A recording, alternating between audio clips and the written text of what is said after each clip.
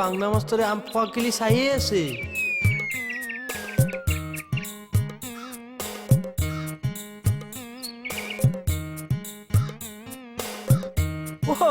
কি হ'ল? আম এটা নিজে নিজে পকিছে, আকৌ নিজে নিজে কেঁচা হৈ গৈছে। বতৰটো ডাৱৰীয়া হৈ আছে যে। কি কৰিলে পকিছে? ৰ'দ পৰিলেহে পকিব। আচ্ছা, অ'ত পৰিব লাগিছে, তাৰপিছতে পকিছে। ঠিক আছে, অ'ত পোৱালে বাট চাইছো। আম নিজে নিজে পকিব লাগিছে, সৰিব লাগিছে, তাৰপিছত আম খাই পেলাইহে মই বাট চাই থাক। আৰু ভৰি ভাল হৈ গ'ল। মই গৈছো। ঐ ভালকৈ ক, তেওঁক বিয়া কৰোৱা তোৰ প্ৰব্লেম কিহৰ? Caste problem sir. এই কাষ্টটো প্ৰব্লেম বুলি কয় নেকি আজিকালি? কিমানে ইণ্টাৰকাষ্ট কাষ্ট মেৰেজ কৰে আজিকালি? সতনীয়ৰ ইণ্টাৰ কাষ্ট মেৰেজ। মই কিবা বেলেগহে ক'লো নেকি হে? কাষ্টৰ প্ৰব্লেমটো একো প্ৰব্লেমেই নহয় ছাৰ। মই আৰু আমাৰ BSFৰ যে তৰা তই কিয় BSFৰ হিষ্ট্ৰীখন মেলাও? এই ক'বলৈ মন যায় কেকেদা, প্ৰেমত জয় হোৱা মানুহ নহয় জানো? তৰা ৰ'বাচোন, তই মানে অকল কাষ্টৰ প্ৰব্লেমৰ কাৰণে তাইক বিয়া নকৰ? সি মিছা কথা কৈছে ছাৰ। ময়ো জেনেৰেল কাষ্টৰ ছোৱালী, সিও জেনেৰেল কাষ্টৰ ল'ৰা। তাতে কাষ্টৰ প্ৰব্লেম আহিল ক'ৰ পৰা? ছাৰ দুইটাই জেনেৰেল কাষ্টৰ হোৱাৰ কাৰণেইতো প্ৰব্লেমটো হৈছে। মানে ছাৰ জেনেৰেল কাষ্টৰ দুইটা ল'ৰা ছোৱালী বিয়া হ'লে কি লাভডাল হ'ব? বিয়া হ'বলৈ মানুহে লাভৰ কাৰণে পাতে। কৰেতো, ইয়াত 2.5 লাখ টকাৰ মামলা সোমাই আছে। আমি সোনকালে বিয়া পাতি ভুলহে কৰিলো নেকি? কি 2.5 লাখ টকাৰ মামলা ভালকে কচোন?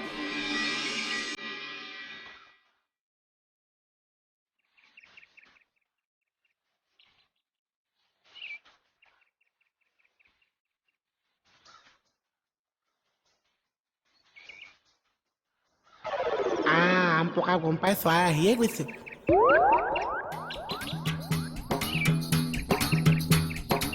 কি হ'ল?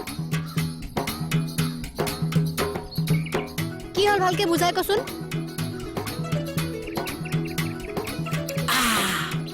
মুখৰ মাত নাই নেকি? ভালকে নুবুজাও কিয়?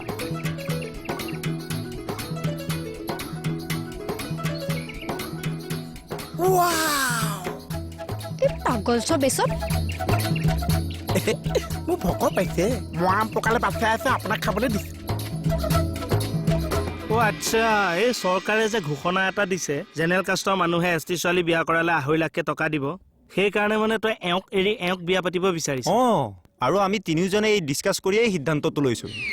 মিছা কথা নকবি। তহঁত দুইটাই আলোচনা কৰিছ, মই কথা আলোচনা কৰিছো। ঐ, তোৰ কথা কোৱা নাই, মই ই আৰু মোৰ বয়ফ্ৰেণ্ডৰ কথাহে কৈছো।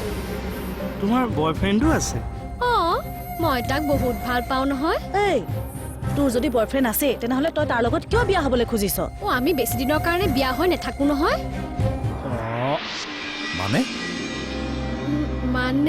মানে ছাৰ আমি ডিছকাছ কৰিলো যে তাই বয়ফ্ৰেণ্ডজনো অনুসূচিত জাতি, গতিকে সিহঁত দুটাই বিয়া পাতিলেতো এটকাও নাপায়।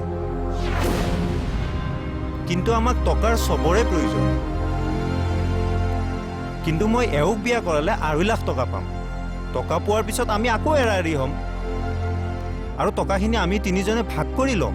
আৰু তেওঁ মোৰ ঘৰত থকা সময়খিনিত মই এবাৰো টাচ নকৰোঁ। মই বৰ সৎ ল'ৰা ছাৰ। তোক যদি টকাই লাগে মোক নকলি কিয়? সামান্য কেইটামান টকাৰ কাৰণে তই মোৰ ভাল পোৱা? তোমাক মই এতিয়াও ভাল পাওঁ, কিন্তু চুপ, একো কথাই নকবি তই। তহঁতে এইটো কিমান ডাঙৰ ক্ৰাইম কৰিছ জাননে? কেনেকৈ ক্ৰাইম কৰিলোঁ ছাৰ? চৰকাৰে এটা সুবিধা দিছে, আমি লৈছোঁ। কিন্তু সেই সুবিধা তহঁতে বিশ্বাসঘাতকতা কৰি লৈছ। চৰকাৰক বিশ্বাসঘাতকতা কৰিছ, এওঁৰ সঁচা ভালপোৱাক বিশ্বাসঘাতকতা কৰিছ। তাতকৈ ডাঙৰ কথা, তহঁতে নিজক বিশ্বাসঘাতকতা কৰিছ। তোৰ ওচৰত মই নিজকে সঁপি দিছিলো, তোৰ লগত ভৱিষ্যতৰ সপোন দেখিছিলো, কিন্তু আশা প্লিজ। ঐ, এজনী ছোৱালীয়ে কিমান বিশ্বাসত এটা ল'ৰাক ভাল পাই তই নুবুজিলি? চৰকাৰে কাৰো কাৰণে চিন্তা নকৰে বুলি চৰকাৰক গালি পাৰ, কিন্তু ভালৰ কাৰণে চিন্তা কৰাৰ পাছত এইবোৰ তহঁতে বিশ্বাসঘাতকতা কৰিবলৈ লাজ নালাগিল? এজনী ছোৱালী হৈ তুমি বিয়াৰ দৰে এটা পবিত্ৰ সম্পৰ্কক ব্যৱসায় ৰূপ দিছা। লাজ লাগিছে তোমাৰ মুখখন চাবলৈ দে। অসমীয়া নাৰী এনেকুৱা নহয় পাই। মোক ক্ষমা কৰি দিয়ক ছাৰ। আশা, মোৰ বৰ ভুল হৈ গ'ল, প্লিজ তুমি মোক ক্ষমা কৰি দিয়া। টকা কেইটামানৰ আশাত তোমাক মই বৰ আঘাত দিলোঁ, কিন্তু বিশ্বাস কৰা, তোমাক মই বৰ ভাল পাওঁ আৰু এই জেলৰ পৰা ওলাই মই তোমাক বিয়া পাতিম। তই যে জেলত সোমাবলগীয়া কাম কৰিছ গম পাইছনে নাই? হয় ছাৰ। শুন, জেলত 50 বছৰ ভৰাই থলেও মানুহ সলনি নহয়, যদিহে মানসিকতাৰ পৰিৱৰ্তন নহয়। ছাৰ, মই সলনি হ'ম। মই মোৰ ভুল স্বীকাৰ কৰিছোঁ, ছাৰ ইয়াক এইবাৰলৈ মাফ কৰি দিব পাৰিবনে? দেখিলি তেওঁ তোক কিমান ভাল পায়। যা গোটেইকেইটা ঘৰলৈ যা। নেক্সট টাইম যদি এওঁ আৰু নকৰে ছাৰ, এওঁৰ ওপৰত মোৰ পুৰা বিশ্বাস আছে। শুনিলি বিশ্বাস বৰ ডাঙৰ বস্তু চবতে লাগে। ভাল পোৱাটো লাগে, চৰকাৰখনতো লাগে। এনেই গালি পাৰি থাকিলে নহ'ব। বিশ্বাস ৰাখ আৰু বিশ্বাস দে, দেখিবি চব চিজিল হৈ যাব। যা এতিয়া।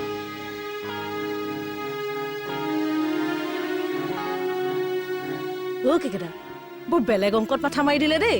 হয় দে, আমাৰবোৰলৈহে চৰকাৰে একো নিদিলে। কিয় ক'লে তেনেকে? চাপৰ মানুহ বিয়া কৰোৱাৰ কাৰণে যদি কিবা এটা ধৰি দিলেহেঁতেন। হেই কি হে?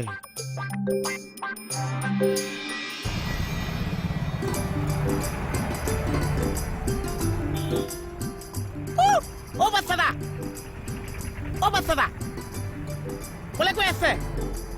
হেই এ মোনে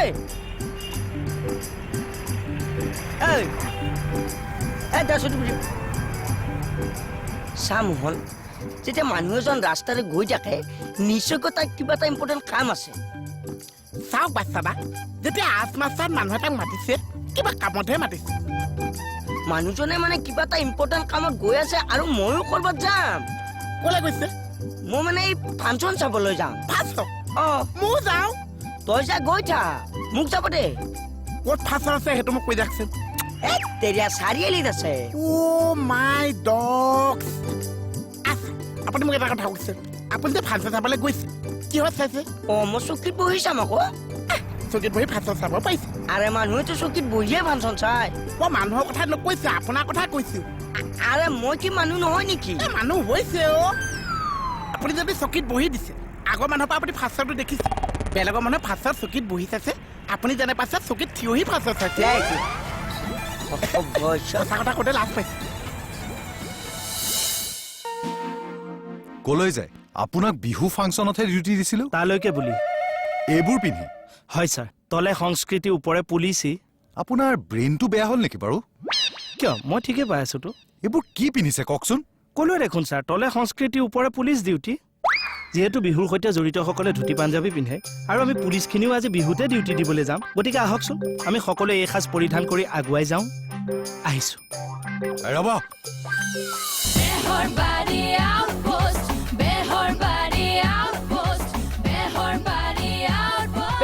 आउटपोस्ट पावर्ड बाय रूप मंत्र आयुर्वेदिक क्रीम ताकि फेस रहे ब्राइट और स्किन भी रहे टाइट सहयोग करिले চুলিয়ে সকলো সমস্যাই দূৰ কৰে। চেঁচা মোৰ চুলিৰ বিশেষজ্ঞ। এতিয়াৰ পৰা মাত্ৰ লেজাৰ লাইট ট্ৰিটমেণ্টৰ দৰে উজ্জ্বলতা। Fair and lovely advanced multivitamin आरु पाइए येलो डायमंड रिंग्स के साथ चिपकू टॉयज फ्री। टेस्ट भी बढ़िया, चिपकू टॉयज भी।